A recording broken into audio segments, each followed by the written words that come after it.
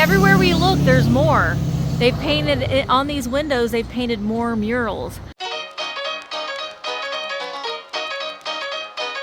I'm just a girl, a wonderful girl. Well, good day, everybody. And today is part 2 of our exploring beautiful Richmond, Wayne County here in East Central Indiana. Where we're at this morning, we got up really early. We have a jam-packed full day of things to see today. So we got up early because we really wanted to come here. This is one of the places that in the whole trip that is like what I was really excited to see. We're standing in front of the former Gennett record. Well, it was a Star Piano Company. Then in the 1870s, they were one of the main manufacturers of pianos back in a time when pianos were the main source of basically family entertainment for middle-class families. And then in around 1915, phonograph and records were invented, and so they began a record manufacturing factory, and they pressed I think it was over 15,000 records. It could have been more than that, but so many records, and several different labels, and even Paramount Studios used Gennett records here to press some of their recordings.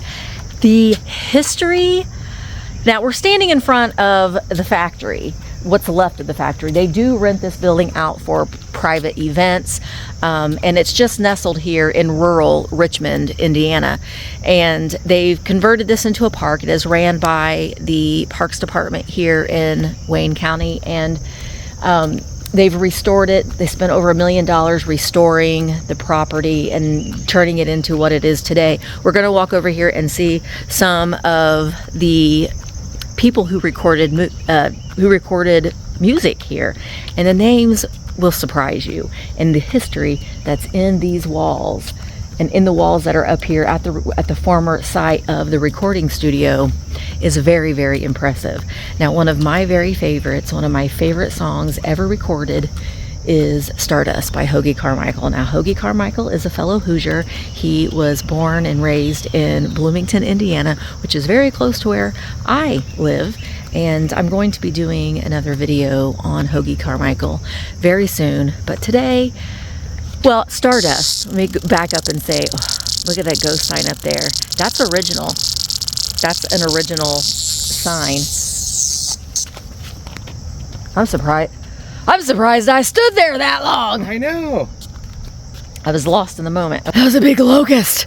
Okay, start over again. That right there, that ghost sign, that's an original sign. They've restored it, but it's not been repainted. The parrot is their icon. I'm hoping I can get in. They do sell some t-shirts somewhere. I've got to find where I can get me one of those t-shirts. But Gennett Records, in 1915 was when it was established. But going back to Hoagy Carmichael in 1927 recorded Stardust right here at Gennett Recording Studio. So much history in this place. And so we're going to be taking a walk down, and they've got medallions all the way along this walkway here of some of the recording artists that recorded here. And again, this was breaking racial barriers at the time. I mean, yeah, these black artists and these jazz artists couldn't go to Chicago because Chicago was too highfalutin and they were doing classical music, and jazz was just emerging around that time. This is also the smokestack from the factory where they were producing and making the records and pressing the records. So this building was once 6 stories tall. It's now just a shell. They do, like I said, they do rent it out for special events. I will pop in some pictures of what the studio looked like back in its heyday, right off the railroad track. So they had to really adjust with the sound when the train would come by, and they had blankets on the walls, and they made it as noise proof as they possibly could. But we're just going to take a walk. We're going to look at some of these artists that recorded their music right here at Gennett Studios in Richmond, Indiana. I have to say, Mark and I were both raised here in Indiana, and this is not a story that you hear very often.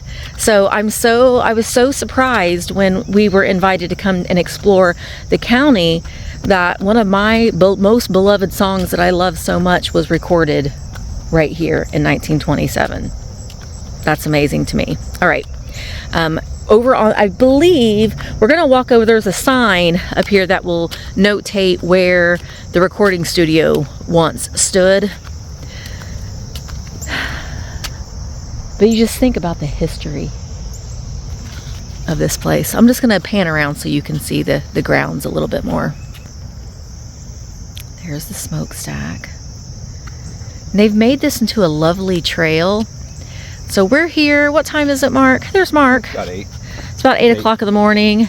And this was also part of the whole manufacturing process too. They had quite a large operation. Like I said, they were making pianos. And I will say, Liberace did own a Star piano. He did.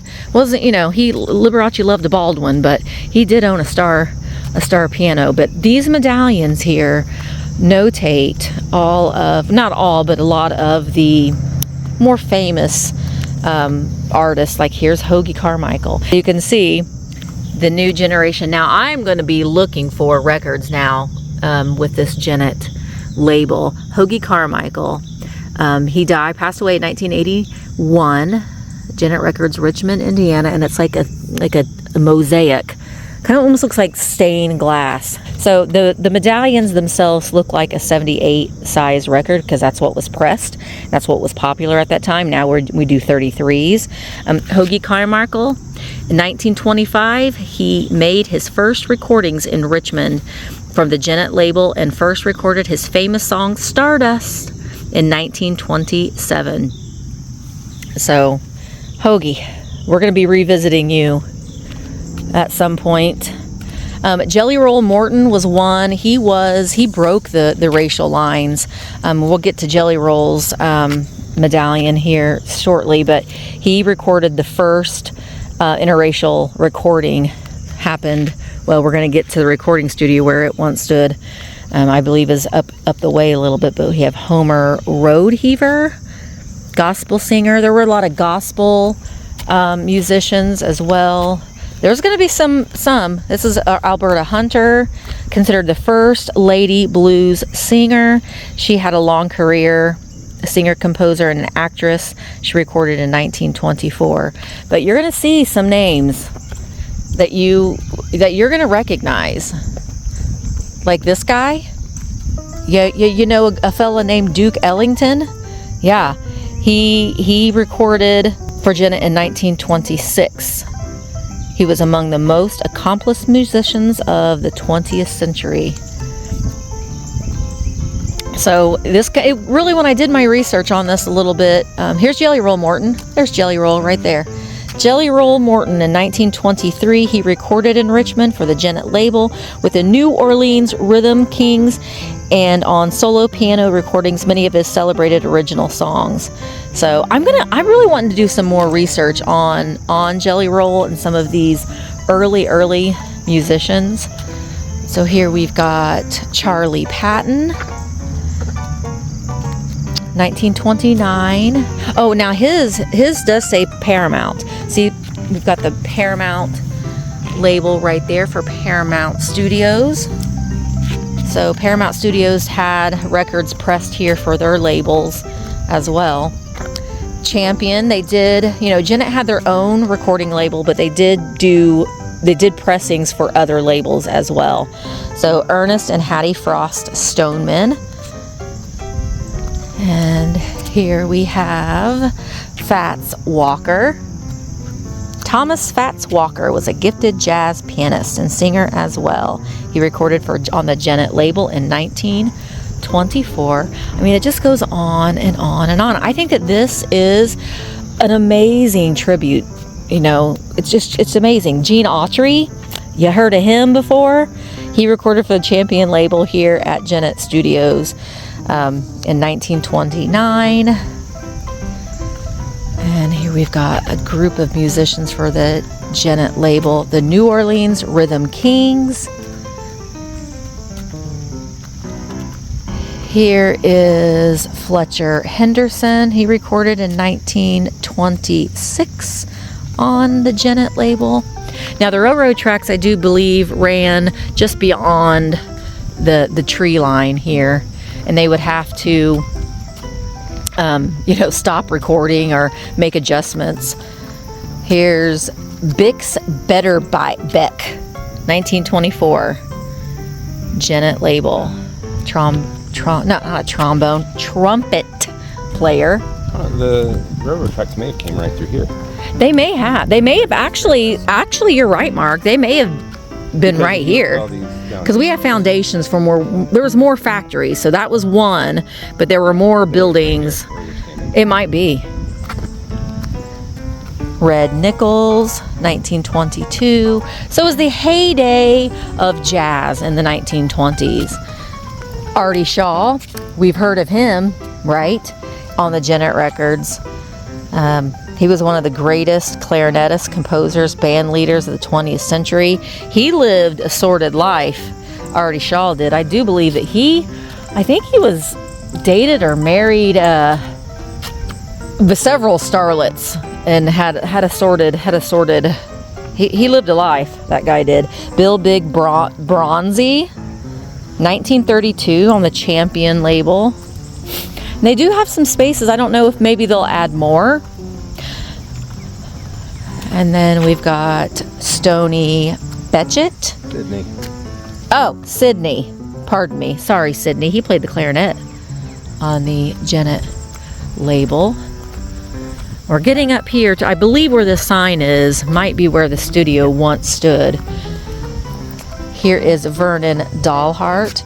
Now you'll notice, there were, white musicians, African-American musicians, but again, that racial color divide was just broken. Lonnie Johnson in the 1920s, best known for his guitar playing. He also played violin, piano, and Celeste on anonymous recordings for Gennett in 1927. Uncle Dave Macon and his pipe and his banjo. We've got a few more. I just feel compelled to show them all. So we have a few more left, but I just think that this is just fascinating. And this is just Lawrence Welk. Lawrence Welk, who was born in America, spoke with an accent. Whatever worked for you, buddy. But Lawrence Welk, the Bubbles. Bubbles. Whenever I see Lawrence Welk, I still think of Duneen. And I'm Duneen. Sorry. Has nothing to do with what we're talking about today. That's where my brain goes. So this is the Black Patty label. These are the Peace Jubilee Singers in 1925. And then here we have Blind Lemon Jefferson. He was another big pioneer in the jazz music era. He was widely influenced as a country blues singer, guitarist, and songwriter. His final songs were recorded in Gennett's Richmond studio in 1929. So he recorded some of his final recordings on the Paramount label here in Gennett Studios. All right, so we can see right here, there's not much left, if of anything, of the foundation. Now, I don't know if you can hear, I don't really want to walk in the grass because it's really kind of wet, but there's water running. So I'm going to be quiet for a few minutes just to see if you can hear the water. Okay, so I don't know if you could hear the water, but I'm going to get it a little closer to the sign. We're just going to get wet feet, and it'll drive us a little crazy for a little while. So this sign marks the south wall of the 20 by 30 recording studio, which housed the original acoustic powered recording, a lathe, a turntable, power, suspended weight mechanics, electricity. They really did what they could do to get that sound. And the studio walls were covered in oriental rugs, and the wax carbon recording masters required a temperature of 85 degrees. So it was hot in there too. This is a picture of what the studio looked like.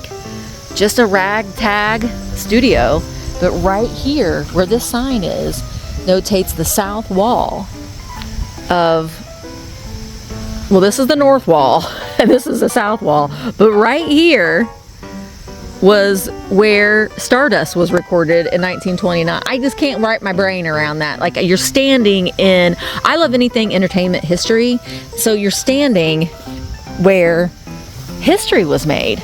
And now look at it. It's overgrown. You would never know.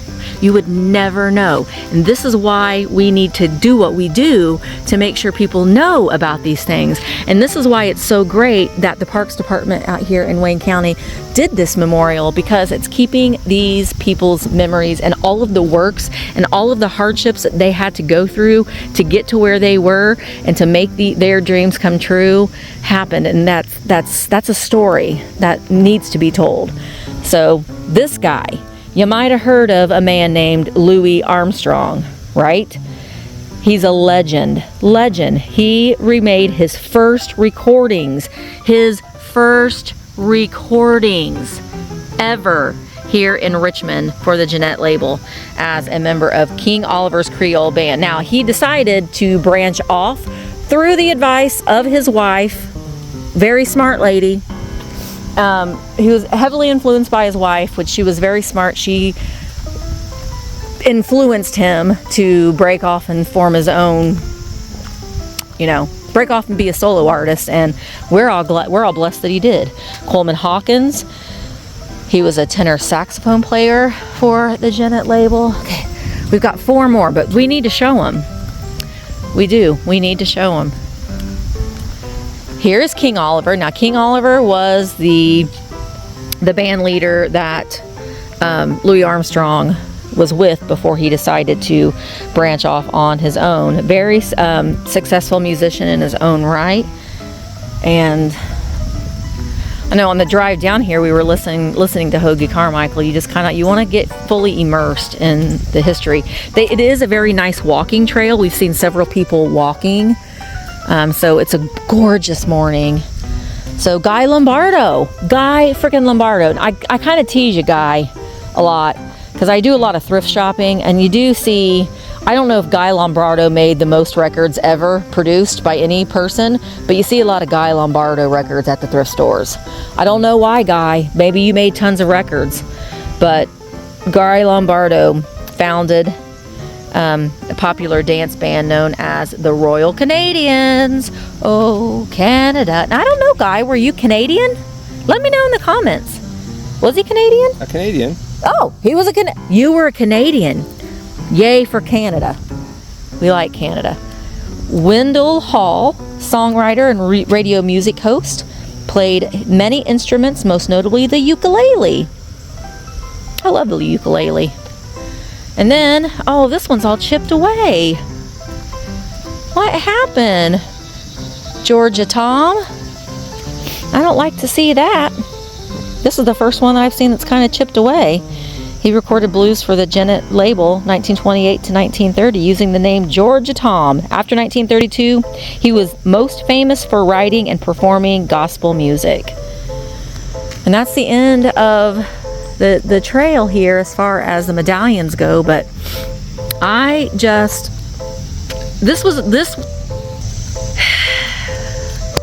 this just makes me, I love this. I just absolutely love this. And I think that it's wonderful that this is being preserved and their stories can still be told. So if you were over in this area, if you were in Richmond, maybe you live close to this area and you didn't even know this was here. It is very tucked in. It's tucked in. It's a little hidden. It's not, you're not going to drive by it necessarily and see it. So make sure that you find it. Come and take a walk on a nice, pretty day. And it has an atmosphere out here, doesn't it, Mark? Yeah, I mean, with the river, the sounds and just the history that's here. If you like entertainment history, you gotta come. So Gennett Studios was in operation from 1920 to 1934. Not a long time. Not a long time. And you think about all of these musicians and more recorded their music right here. Right there. Right there. Amazing. Now, Star Piano, like I said, Star Piano, back in the 1870s, that's how Gennett studio.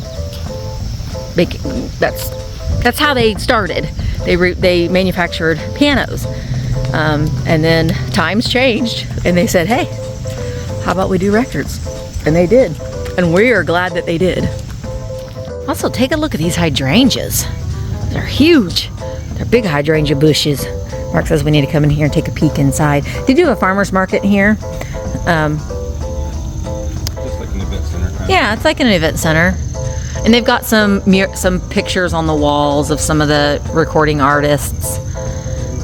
But I will, you know, pop in some pictures of what it once looked like. But take it from me, just go on Spotify, go wherever you find music, or go on Amazon and get you you should definitely get you a Hoagie Carmichael. But listen to some 1920s jazz. I'm an antiques dealer, so I do a lot of shipping every week when I ship items out to my customers, and I turn on 1920s music all the time. It gets me energized. I don't know. It's just an era of time that was kind of turbulent, but we were facing the Great Depression, or getting ready to go into the Great Depression, so it was kind of lots of changes going on, but the music and the soul and the music, it just can speak to you. So that's my tip for the day. Turn on some 1920s jazz, 1930s jazz. Get lost in it a little bit. You can really feel the heart and the soul in that music.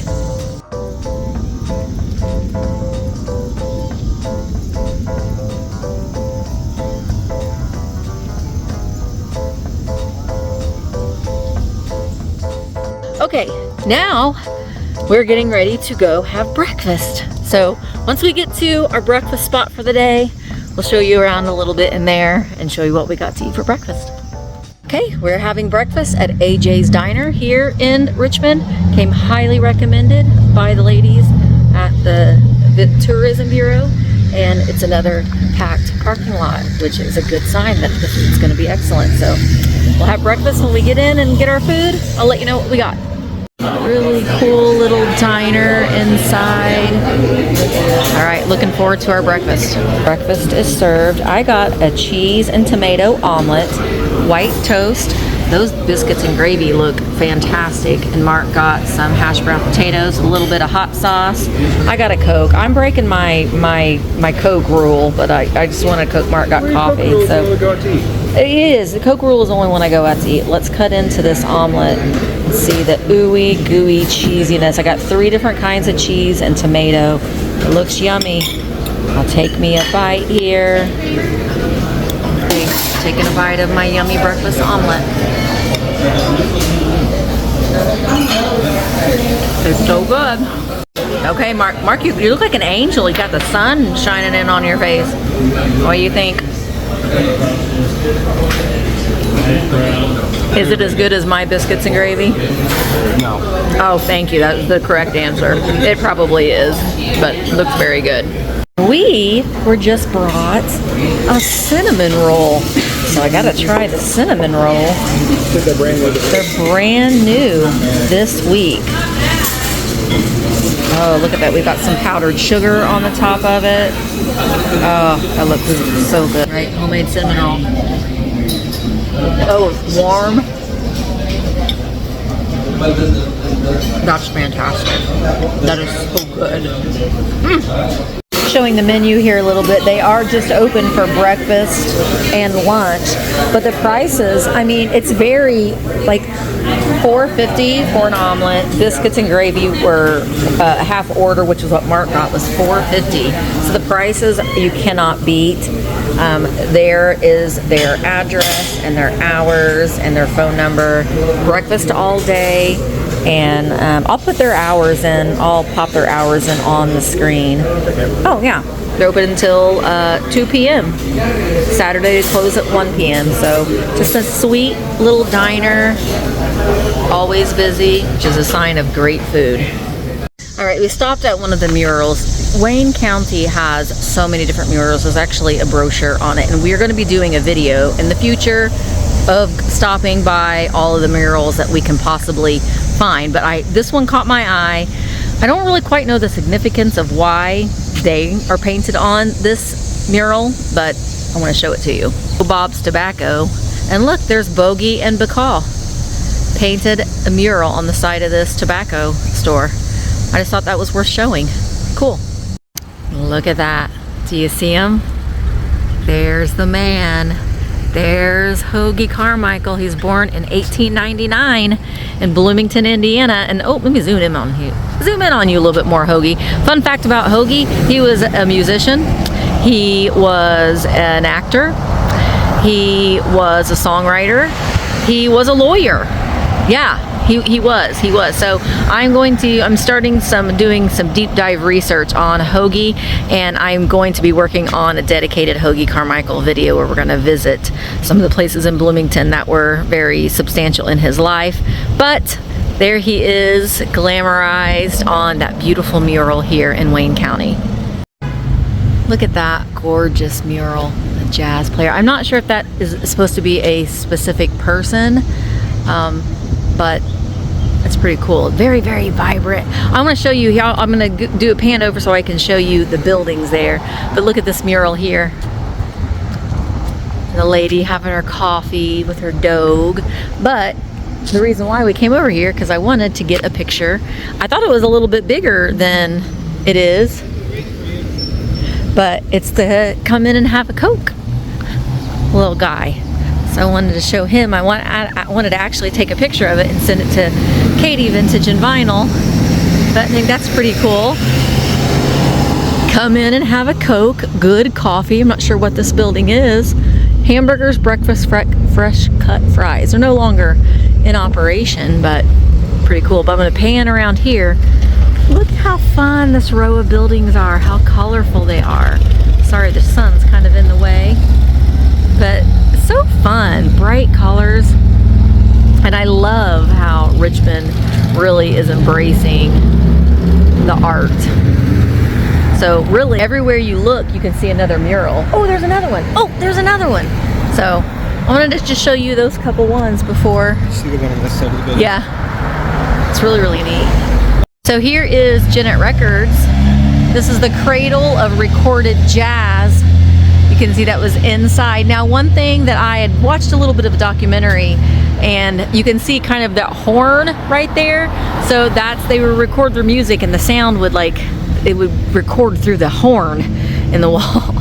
But so I thought that's a pretty cool mural up there as well. And then they even have some signs up at the top of this building here. We've got Blind Lemon Jefferson, the Blues Revelation. Oh, there he's at the crossroads. Indiana Blues, Ma Rainey. So pretty cool. Be kind, work hard, take pride, and eat barbecue.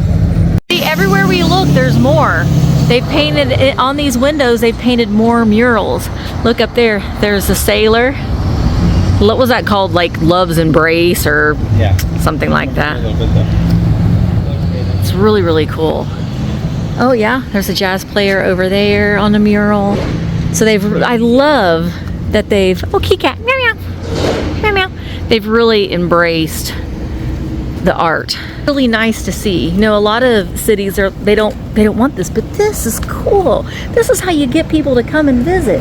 You embrace the art. We got one more mural we're gonna go and look at before we go to our next stop. It's just right around the corner, so we'll be there in just a few minutes. All right, there's some construction going on here, so I'm gonna have to maneuver the construction a little bit, but that's progress. Progress is a good thing. So this is the other mural that I wanted to show you real quick before we moved on to our next stop. And really see it real good from here because of the construction, but it's Gennett Records first. We got Louis Armstrong. We've got Fred Gennett there in the center. We got Gene Autry. We got Lawrence Welk. We got, I think Jelly Roll is up there too. Hoagie, I don't know if I think Hoagie's up there. Jelly Roll is definitely up there. But Louis Armstrong's wife is up there. Right below his picture is, oh, you can't even see it. I'm so sorry. Right there below his picture is Louis Armstrong's wife. She was the one that encouraged him that he needs to go on a solo career. And she was right. So I'm glad that he listened to his wife. And we were able to have him for the time that we did. All right, we are going to our next stop. And it is the Levi Coffin House. So it was the Grand Central Station of the Underground Railroad. So that is the next stop, and you're gonna come along with us. Everywhere we stop, we have to get out of the car, because look, there's another one, and another one, Richmond Record Roots. And then over here on this building, there's more. That looks like Louis Armstrong up there. So yeah, we're going to our next destination, to the Levi Coffin House, but we keep finding more murals that we want to get out and look at. Do you love shopping? I love shopping, specifically for vintage and antiques, but sometimes it's hard to get out and about with our busy lives. But I tell you what, there is a new way to shop for vintage and antiques, and that is at virtualantiquemarketplace.com, otherwise known as VAMP. There are over 9,000 active listings by over 200 trusted, vetted sellers that is guaranteed to ship your items within 3 business days of your purchase. It's fast, it's fun, it's all curated true vintage and antiques over on Virtual Antique Marketplace. I am Misty, and I am one of the owners. We would love to have you come over, become a member. It's totally free, and jump into these live sales, static sales. Support small businesses over on virtualantiquemarketplace.com. Come on over and join in on the fun. Red hot mama, you're the one we need. Red hot mama, some charmer, yes indeed. They say that I should be in the follies, hot tamales. Say that I got a pair of eyes just like old Svengalis. I confess that I possess the sweetest charms in town, and unless I miss my guess,